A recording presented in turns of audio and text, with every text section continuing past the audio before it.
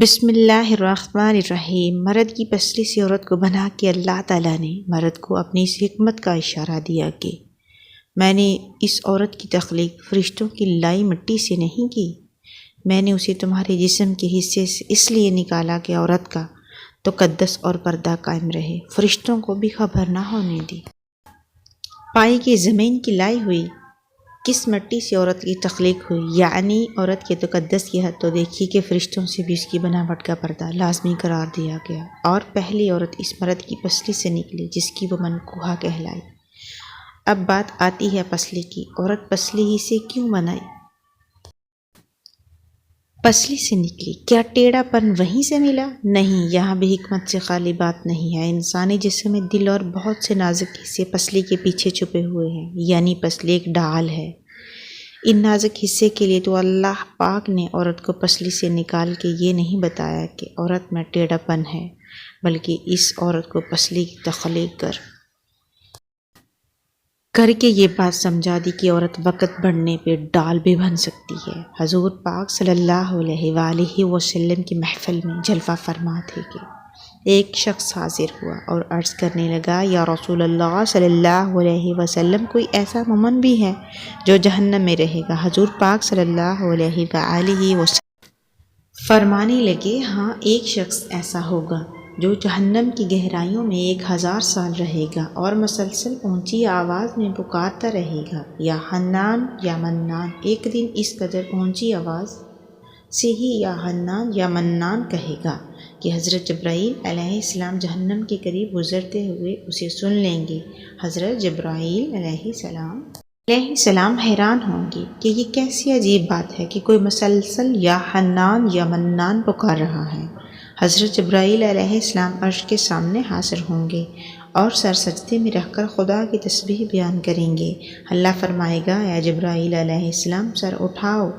جیسے ہی حضرت جبرائیل علیہ السلام سر اٹھائیں گے تو اللہ فرمائے گا کہ بتاؤ جبرائیل علیہ السلام، کیا عجیب دیکھا آج تم نے؟ حضرت جبرائیل علیہ السلام عرض کریں گے، اے ہمارے رب، میں نے جہنم سے آتی ہوئی ایک آواز سنی ہے جو کہ گہرے گڑھے سے لگ رہی تھی، کوئی پکار رہا تھا یا حنان یا منان۔ اللہ فرمائے گا، اے جبرائیل علیہ السلام جہنم کی 2 رکعت مالک کے پاس جاؤ اور اسے کہو کہ جو بندہ یا حنان یا منان کی صدا لگا رہا ہے اسے جہنم سے نکال کر تمہارے حوالے کر دے، پھر اسے میرے پاس لے آؤ۔ حضرت جبرائیل علیہ السلام جہنم کے دروازے پر تشریف لے جائیں گے، دروازے پر دستک دیں گے، مالک باہر آئیں گے۔ حضرت جبرائیل علیہ السلام نے انہیں اللہ پاک حکم سنائیں گے، حکم سن کر مالک جہنم کے اندر جائیں گے۔ حضرت محمد صلی اللہ علیہ وآلہ وسلم نے فرمایا، ماں اپنے بچے کو پہچانتی ہے، مالک ایسے جہنم کو پہچانتے ہیں، اس کے باوجود آپ یا حنان یا منان کہنے والے شخص کو تلاش نہیں کر پائیں گے۔ باہر تشریف لائیں گے، حضرت جبرائیل علیہ السلام سے عرض کریں گے، اے جبرائیل، جہنم نے گہرا سانس لیا ہے، اس لیے کون سی چیز پتھر ہے، کون سی چیز لوہا ہے اور کون انسان ہے، اس کی پہچان نہیں ہو رہی۔ حضرت جبرائیل علیہ السلام پھر اللہ کی بارگاہ میں سجدہ کریں گے۔ اللہ پاک ارشاد فرمائیں گے، اے جبرائیل علیہ السلام سر اٹھاؤ، تم یا حنان یا منان کہنے والے کو کیوں نہیں لائے؟ جبرائیل علیہ السلام عرض کریں گے، مولا دروغگاہ جہنم مالک نے بھی معذرت کر لی ہے، کہتے ہیں جہنم نے گہری سانس لی ہے، اس وجہ سے پتھر، لوہے اور انسان کے درمیان کوئی فرق نہیں بچا ہے، تو یہ سب جل کر کوئلہ بن چکے ہیں، کسی چیز کی پہچان نہیں ہو پا رہی۔ اللہ فرمائے گا، جبرائیل مالک سے کہو میرا بندہ جہنم کے فلاں گڑھے میں فلاں کونے میں اس حالت میں پڑا ہے۔ حضرت جبرائیل علیہ السلام جہنم کے دروازے پر جائیں گے اور حضرت مالک کو یا حنان یا منان پکارنے والے کا پتہ بتائیں گے۔ حضرت مالک جہنم کے اندر جائیں گے اور دیکھیں گے ایک شخص ہے، اس کے پاؤں اس کی پیشانی کے ساتھ اور اس کے ہاتھ گردن کے ساتھ بندھے ہوئے ہیں، اور جہنم کے سام بچھو اس کے ساتھ لیٹے ہوئے ہیں۔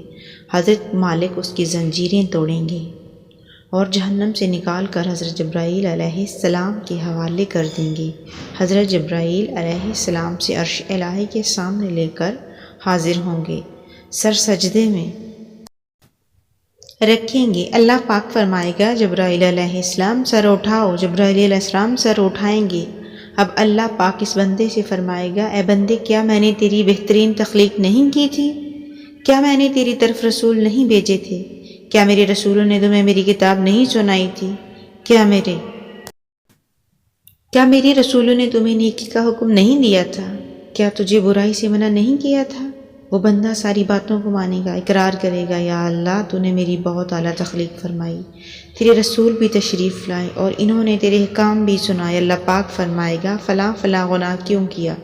عرض کرے گا یا اللہ میں نے اپنی جان پر ظلم کیا، جس کی سزا میں مجھے جہنم ڈال دیا گیا۔ یا اللہ اس کے باوجود میری امید نہیں ٹوٹی، مجھے تیری رحمت سے امید تھی، میں یا حنان یا منان پکارتا رہا، مولا تو نے مجھے اپنے فضل سے جہنم سے نکالا ہے، یا اللہ مجھ پر رحم فرما۔ اللہ پاک فرمائے گا اے فرشتوں گواہ ہو جاؤ، میں نے اس پر رحم کیا۔ اور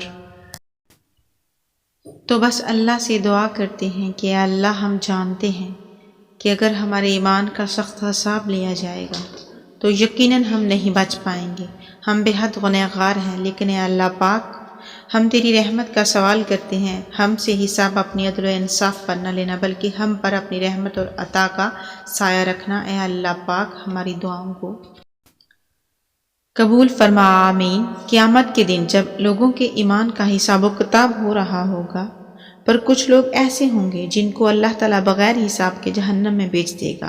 صحابہ کرام رضوان اللہ علیہ اجمعین نے عرض کی، یا رسول اللہ صلی اللہ علیہ وآلہ وسلم وہ کون سے لوگ ہوں گے؟